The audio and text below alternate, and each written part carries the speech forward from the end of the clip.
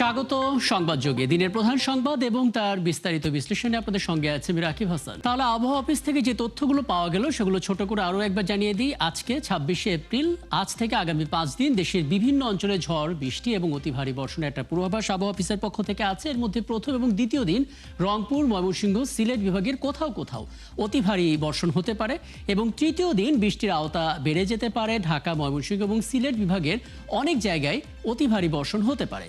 চতুর্থ এবং পঞ্চম দিন বৃষ্টির তীব্রতা এবং ব্যাপ্তি আরও খানিকটা বাড়তে পারে। 5 বিভাগের বিভিন্ন জায়গায় মাঝারি ধরনের ভারী থেকে অতি ভারী বর্ষণ হতে পারে। আরেকটি শঙ্কার খবর আছে, সেটা বন্যা পূর্বাভাস এবং সতর্কীকরণ কেন্দ্র দিয়েছে এবং তারা বলছে সিলেট বিভাগের সারিগুয়ান, জাদুকাটা, মনু, খোয়াই এবং নেত্রকোনার কংস নদের পানি দ্রুত বেড়ে বিপদসীমা অতিক্রম করতে পারে। ফলে সুনামগঞ্জ, নেত্রকোনা, হবিগঞ্জ এবং মৌলভীবাজার এই কটি জায়গায় আকস্মিক বন্যা হওয়ার একটা উচ্চ ঝুঁকি রয়েছে। বাকিটা আমরা আলাপে যাব। এই মুহূর্তে আমার সঙ্গে আছেন দুর্যোগ ব্যবস্থাপনা বিশেষজ্ঞ অধ্যাপক জামাল উদ্দিন রুনু এবং আছেন আবহাওয়া অধিদপ্তরের উপপরিচালক মোহাম্মদ আব্দুর রহমান খান। আপনাদের দুজনকে স্বাগত জানাচ্ছি, কৃতজ্ঞতা জানাচ্ছি আমাকে সময়টা দেওয়ার জন্য। এবং অধ্যাপক জামাল উদ্দিন রুনু, আপনার কাছে আসবো, তার আগে একটু পূর্বাভাসটা জেনে আসি, তাহলে আলাপ করতে সুবিধা হবে।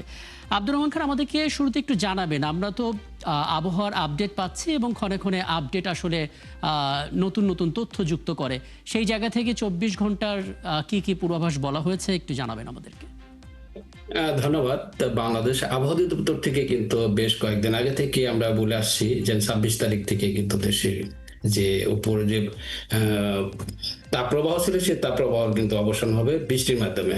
যেহেতু কালবৈশাখী সিজন, এখন কালবৈশাখী সিজন কিন্তু এই সময় কিন্তু কালবৈশাখী ঝড় হয় এবং সেই সাথে বজ্রপাত হতে থাকে, কোথাও কোথাও শিলাবৃষ্টি হতে থাকে এবং সেই বজ্রপাত থেকে এবং শিলাবৃষ্টি থেকেই কিন্তু দেশের যে তাপপ্রবাহ ছিল সে তাপপ্রবাহের অবসান হবে। সেই হিসেবে কিন্তু আমরা গত কয়েকদিন যাবত বলেছিলাম যে 26 তারিখ থেকে দেশের বিশেষ করে উত্তর এবং উত্তর পূর্বাঞ্চলের যে অঞ্চলগুলো, বিশেষ করে ঢাকার উত্তরে, ঢাকা সহ উত্তর এবং উত্তর পূর্বাঞ্চল অঞ্চলগুলোতে বৃষ্টিপাতের প্রবণতা একটু বেশি থাকবে। এরপরে আস্তে আস্তে বৃষ্টির প্রবণতা দেশের যে দক্ষিণাঞ্চলগুলো আছে এবং দক্ষিণ পূর্বাঞ্চলের যে অঞ্চলগুলো আছে সেই অঞ্চলগুলোতে বিস্তার লাভ করবে। সেই অনুযায়ী আমরা আগামী 48 ঘন্টার জন্য যে পূর্বাভাস প্রদান করেছি, ভারী বৃষ্টিপাতের আমরা পূর্বাভাস করেছি, বিশেষ করে রংপুর বিভাগ, ময়মনসিংহ বিভাগ এবং সেই সাথে সিলেট বিভাগে। এবং এর পরবর্তীতে আমরা আরো যে পূর্বাভাস আমরা এক্সটেনশন করেছি সেটা হলো ঢাকা বিভাগ সহ রাজশাহী বিভাগ সহ 5টি বিভাগের উপর বৃষ্টিপাতের প্রবণতা আরো আগামীকাল থেকে বৃদ্ধি পেতে পারে।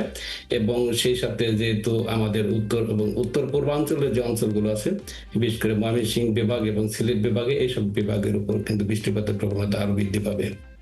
আচ্ছা, ছোট করে শুধু রাজধানীর খবরটা একটু বলে দেবেন যে রাজধানীর চিত্রটা কেমন থাকতে পারে? হ্যাঁ, যেমন আগামীকাল থেকে কিন্তু রাজধানী সহ বৃষ্টিপাতের প্রবণতা আরো একটু বৃদ্ধি পাওয়ার সম্ভাবনা আছে এবং কালবৈশাখী ঝড়ের প্রবণতা বৃদ্ধি পাবে এবং সেই সাথে কোথাও কোথাও কিন্তু বজ্রপাত হবে এবং সেই সাথে শিলাবৃষ্টিরও সম্ভাবনা রয়েছে। এবং আগামীকাল এবং আগামী পরশু ঢাকাতে বৃষ্টিপাতের সম্ভাবনা আছে, সেই সাথে কালবৈশাখী ঝড় হওয়ার সম্ভাবনা আছে।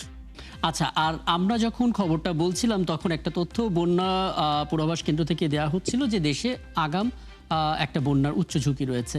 ধারণা দেবেন আসলে যে কোন পর্যায়ে গেলে বৃষ্টিপাতটা তখন আসলে বন্যার ঝুঁকি কোন কোন এলাকায় থাকবে? ধন্যবাদ। আসলে বন্যা এখন হয় কিন্তু আকস্মিক বন্যা, যেটা আমরা ফ্লাশ ফ্লাড বলে থাকি।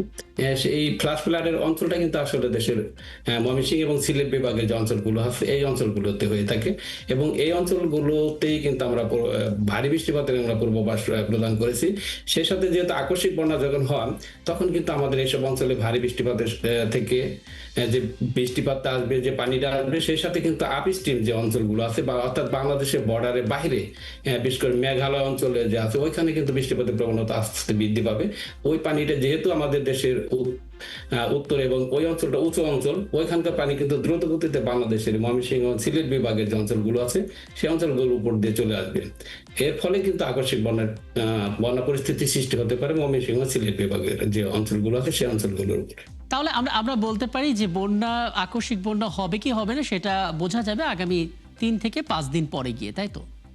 জি জি জি। আচ্ছা, আমি আবারও ফিরবো আপনার কাছে এবং যা যা পেলাম আপনার কাছ থেকে তথ্য সেগুলো নিয়ে অধ্যাপক জামাল উদ্দিন রুনু আপনার কাছে আসতে চাই। শুরুতে আপনার বিশ্লেষণটা একটু বলবেন, মানে এখন যে আবহাওয়ার ছবিটা আমরা দেখতে পাচ্ছি এটা কি স্বাভাবিক বলা যায়? অর্থাৎ সিজনের এই সময়ে এরকম পরিস্থিতি থাকবে, সেটা স্বাভাবিক চিত্রের সাথে মেলে কিনা?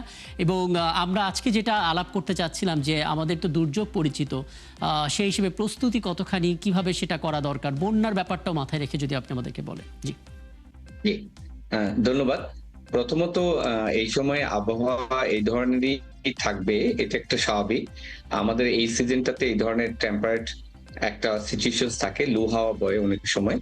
বরং আমি এবারে যদি অবজারভেশনসটা যদি ভুল না হয়, আবহাওয়াবিদ আছেন, যে এবার কিন্তু মার্চের শেষে এবং এপ্রিলের প্রথম দিকে কিন্তু তেমন কোনো হয়নি। ইভেন আমি বলবো যে এপ্রিলের 15-16 তারিখ 17 তারিখের পরেও কিন্তু খুব আস্তে আস্তে টেম্পার্ড হয়েছে। সে অর্থে যদি বলি যে তাপদাহটা বরং একটু লেটে স্টার্ট হয়েছে লাস্ট কয়েক বছর থেকে যদি আমরা ধরি। কিন্তু ওভারঅল যদি আমাদের ক্লাইমেটিক সিচুয়েশনস এর কথা বলি, সেটা একটা চেঞ্জিং। এই চেঞ্জিং ফেনোমেনায় কোনো কোনো জায়গায় একটু টেম্পারেট হচ্ছে। টেম্পারেট হওয়ার আবার স্থানীয় কিছু কারণ আছে। সেখানে আপনার গাছপালা, সেখানে আপনার ল্যান্ড ইউজ প্ল্যান, আমরা ল্যান্ড ইউজ কি করছি, সেখানে আপনার নদী বা খাল বিলের পানির প্রাপ্যতা, এগুলির উপর আপনার ডিপেন্ড করে। কিন্তু আমরা যেটা দুর্যোগ ব্যবস্থাপনার দিক থেকে যেটা আমরা এখন আশঙ্কা করছি, আবহাওয়াবিদ উনি বললেন যে আগাম একটা বন্যা হতে পারে। আমরা বোধ করি, আশা করছি এটা ফ্লাশ ফ্লাড সিলেট অঞ্চল অথবা ময়মনসিংহ অঞ্চলে হতে পারে। আমরা বিগত সময়ে ফেনী অঞ্চলেও দেখেছি, বাট ফেনী অঞ্চলের বৃষ্টিটা একটু পরে, কিন্তু আপাতত সিলেট এবং ময়মনসিংহ অঞ্চলে হতে পারে। এখানে এখানে যে কটা জায়গায় বন্যার জন্য উচ্চ ঝুঁকির কথা বলা হয়েছে, আমরা দেখতে পাচ্ছি সেই জায়গাগুলোর মধ্যে আছে সুনামগঞ্জ, নেত্রকোনা, হবিগঞ্জ এবং মৌলভীবাজার। জি, এক্স্যাক্টলি। জি, এই অঞ্চলে বন্যার যে প্রভাব, সেটা আকস্মিক যে বন্যা, সেটার প্রধান হওয়ার কারণে প্রধান সমস্যা হচ্ছে যে ধান কাটার মৌসুমটা আমাদের খুবই সেন্সিটিভ। এটা যদি খুব আগাম হয়ে যায় এবং এটা খুব ডেভাস্টেটিং হয়, তাহলে আমাদের ক্ষতি হবে। এইটাকে আবার ইন্টেন্সিফাই করে গত কয়েক বছরে আমাদের অভিজ্ঞতা বলে যে আমরা যে হাওড়ে যে রাস্তাঘাটগুলো নির্মাণ করেছি, যেগুলি মাধ্যমে আমাদের যে পানি নেমে যাওয়ার যে প্রবাহ অঞ্চল, সেটা কিন্তু অনেকটা বাধাপ্রাপ্ত হয়, যার ফলে আগাম বন্যা হওয়ার পরেও ফ্লাশ ফ্লাডের নিয়ম অনুযায়ী খুব স্বল্প সময়ে নেমে যাওয়ার কথা। কন্টিনিউয়াস বৃষ্টি না হলে সেটা অল্প কিছু সময়ের মধ্যেই রিলিফ হয়ে যাওয়ার কথা। কিন্তু আমাদের এই বাঁধগুলা নির্মাণ, রাস্তাঘাটগুলা নির্মাণ অপরিকল্পিত ভাবে করার কারণে আর আরবানাইজেশনের কারণে ডাউন স্ট্রিমে যে অবস্টাকল গুলো আমরা তৈরি করেছি, যার ফলে এটা আরো তীব্র হয়। এখানে প্রস্তুতিমূলক ব্যবস্থার মধ্যে আমাদের আবহাওয়া অফিস এখন কিন্তু অনেক ভালোভাবেই কিন্তু আপনার আবহাওয়ার যে সংবাদগুলা, সেগুলার টাইমলি ওনারা প্রকাশ করেন। আর সেই অনুযায়ী যদি আমাদের স্থানীয় যে আমাদের ডিজাস্টার ম্যানেজমেন্টের ব্যুরো যে কার্যক্রমগুলি স্থানীয় পর্যায়ে নেওয়ার বিষয় আছে প্রস্তুতিমূলক বা প্রিপেয়ারনেস প্রোগ্রাম থেকে, সেগুলি যদি কার্যকরভাবে নেওয়া হয়, তাহলে সেটা কমিয়ে আনা যায়। কিন্তু যেটা পারা যায় না, ফসলের হানি, যেটা আমাদের সবচেয়ে বেশি বড় বড় আমরা এটাকে কোনোভাবে সেভ করতে পারি না। লাইফ সেভ করতে পারি, অন্য প্রপার্টি সেভ করা যায়, অথবা রিহ্যাবিলিটেট করা যায়, কিন্তু সমস্যা হচ্ছে আমাদের কৃষিজ যে সকল সামগ্রী আছে তা ধ্বংস হয়। তা আমি মনে করি এটাও একটা পরিকল্পনার মধ্যে যদি আনা যায়, যে এখানে এমন কোন প্রজাতি ধান লাগানো বা ফসল লাগানো যেটা এই আগাম বন্যার যে টাইমটা তারও আগে যদি কেটে ফেলা মতো হয়, তাহলে সেটা সবচেয়ে বেটার হবে। এটা নিয়ে কাজ করা হচ্ছে, আশা করি সেটা হয়তো সুফল পাবো। কিন্তু এর চেয়েও আরেকটা বড় ব্যাপার হলো, আমাদের উজানে যে নদীগুলো আছে, সেই নদীগুলা ইন্ডিয়া বাদ দেওয়ার ফলে ওনারা একটু প্রাকৃতিক ভাবে অধিক বৃষ্টিপাত হলে স্বাভাবিক প্রবাহে যে পানিটা আসতো, ওনারা কিন্তু বাদ দিয়ে রেখে দেওয়ার ফলে পরবর্তীতে আপ স্ট্রিমে যখন আরো বেশি উচ্চতা বৃদ্ধি পায়, তখন ওনারা কিন্তু ছেড়ে দেয়। ওনাদের ছেড়ে দেওয়াটার যে গতি এবং তার যে আমাদের যে নদীগুলোর যে ক্যাপাসিটি, সেটা কোনোভাবেই নিতে পারে না। এই জন্য আমাদের ওই ফ্লাশ ফ্লাড অঞ্চলের, পাহাড়ি অঞ্চলের নিচে অংশে ফিজিক্যালি আপনার ড্যামেজ হয়, যে বাড়ি ঘর ড্যামেজ হওয়া, রোড ড্যামেজ হওয়া, আমাদের যে ইনফ্রাস্ট্রাকচার আছে তা ক্ষতিগ্রস্ত হয়। আর বন্যা হলে এর পরবর্তীতে আরো কিছু কনসিকুয়েন্স দাঁড়ায়, সেগুলি রোগবালাই থেকে শুরু করে কৃষিজ। আসলে আমরা ওই ব্যবস্থাপনার জায়গাটা যেটা দিয়ে আসলে বড় ধরনের ক্ষতির আগে আমরা যেন একটা প্রতিরক্ষামূলক ব্যবস্থা নিতে পারি, সেই আইডিয়াটা খোঁজার চেষ্টা করছিলাম এবং চমৎকার করে একটা ধারণা পেলাম। নিশ্চয়ই সময় থাকলে এটা নিয়ে পরবর্তীতে আরো আলাপ করব। কিন্তু একটা পয়েন্টে আসতে চাই, যেটা বলা হচ্ছে যে ঠিক এই মুহূর্তে একটা বড় আতঙ্কের নাম হচ্ছে বজ্রপাত। আমরা যদি হিসাবটা করি, দেখতে পাচ্ছি যে গোটা মার্চ এবং আজকে এপ্রিলের এই 26টা দিন, সব মিলে 32 জন মানুষকে আমরা হারিয়েছি শুধু বজ্রপাতে। আপনি আমাকে একটু বলবেন, এটার মধ্যে একটা নতুন সংখ্যা হচ্ছে বিনা মেঘে বজ্রপাত, যেটাকে আবহাওয়াবিদের ভাষায় বলা হয় বোল্ট ফ্রম দ্য ব্লু। তাতেও আসলে অনেকে মারা গেছেন, ফলে পূর্ব প্রস্তুতি কেউ নিতেও পারছে না। কেন বাড়ছে আসলে বজ্রপাত?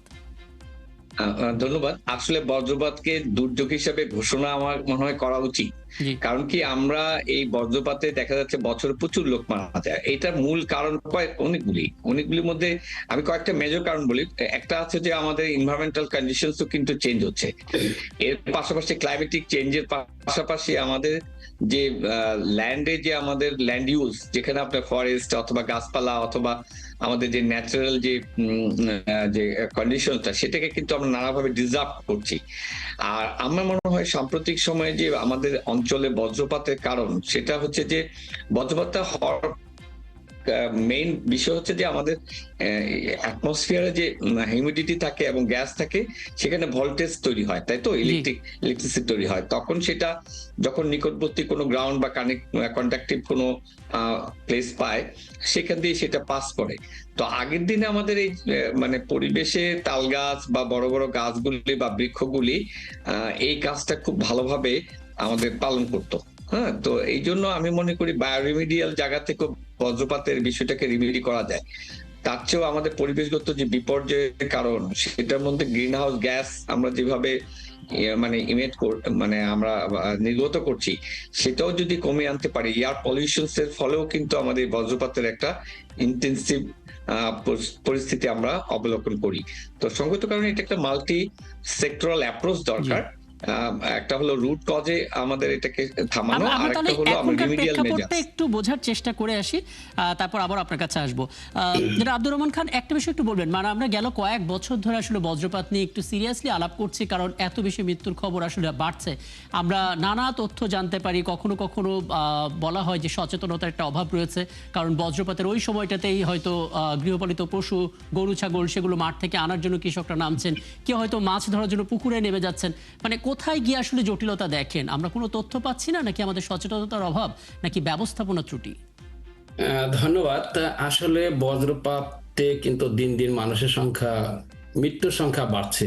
বাংলাদেশে এখন কিন্তু আমরা যে ট্রপিক্যাল সাইক্লোন যেটা বলে থাকি, সাগর থেকে যে ঝড়টা আসে, ওখানে কিন্তু আগে অনেক মানুষ মারা যেত, হাজার হাজার মানুষ মারা যেত। ওইটাই কিন্তু আমাদের সবচাইতে বেশি মানুষ মারা যাওয়ার রেকর্ড ছিল। কিন্তু ওইখানে কিন্তু আমরা মোটামুটি অনেকটা কন্ট্রোল আনতে পেরেছি মানুষের ভিতরে সচেতনতা বৃদ্ধি করার ফলে, এবং বিভিন্নভাবে মানুষ এখন কিন্তু সচেতন হয়েছে। কোনো ঘূর্ণিঝড় হলে কিন্তু মানুষ আগে থেকে প্রিপারেশন নিতে থাকে। কিন্তু আসলে এখন দেখা যাচ্ছে বাংলাদেশের সবচাইতে বেশি মৃত্যুর হার কিন্তু আমাদের বজ্রপাতে হচ্ছে আর কি। আসলে বজ্রপাত হয় কিন্তু কালবৈশাখী ঝড়ের প্রভাবে যে বজ্রপাত হয়, এর প্রভাবে কিন্তু মানুষ মৃত্যুবরণ করছে। আসলে আমরা যদি কিছুটা সচেতন হতে পারি, বিশেষ করে কালবৈশাখী ঝড় কিন্তু আধা ঘন্টা থেকে 1 ঘন্টা বেশি থাকে না। এই সময় কিন্তু টর্নেডিক সেল ডেভেলপ করে এবং প্রচুর বজ্রপাত হতে থাকে। সিভিয়ার টর্নেডিক সেল থেকে এই বজ্রপাত হয়ে থাকে, এবং এই সময় কিন্তু বিশেষ করে দুপুরের পরে এই ঘটনাগুলো ঘটে থাকে।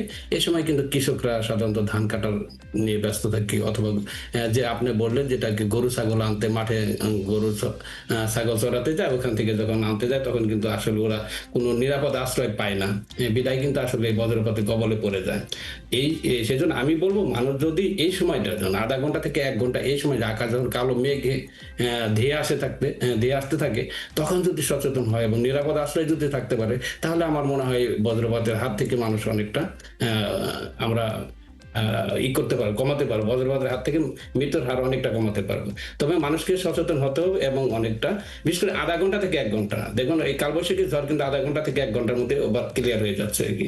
এই সময়টাকে আমাদেরকে নিরাপদ আশ্রয় থাকতে হবে, সচেতনতা তো আমাদের বৃদ্ধি করতেই হবে, এবং তারপরে আমাদের বিভিন্ন জায়গায় যদি আমরা আশ্রয় কেন্দ্র অথবা এই মুহূর্তে আসলে সচেতনতার কোনো বিকল্প নেই। আমি সবশেষ অধ্যাপক জামালউদ্দিন রুনু দুটো বিষয়ে একটা পরামর্শ চাইবো। প্রথমত, বজ্রপাতের ক্ষেত্রে রাজধানীবাসী যারা আছেন, তারা হয়তো সরাসরি বজ্রপাতের শিকার হয়ে অনেকে মারা যাচ্ছেন না, কিন্তু ঘরে যে সমস্ত ইলেকট্রনিক্স জিনিস আছে সেগুলো হয়তো নষ্ট হচ্ছে।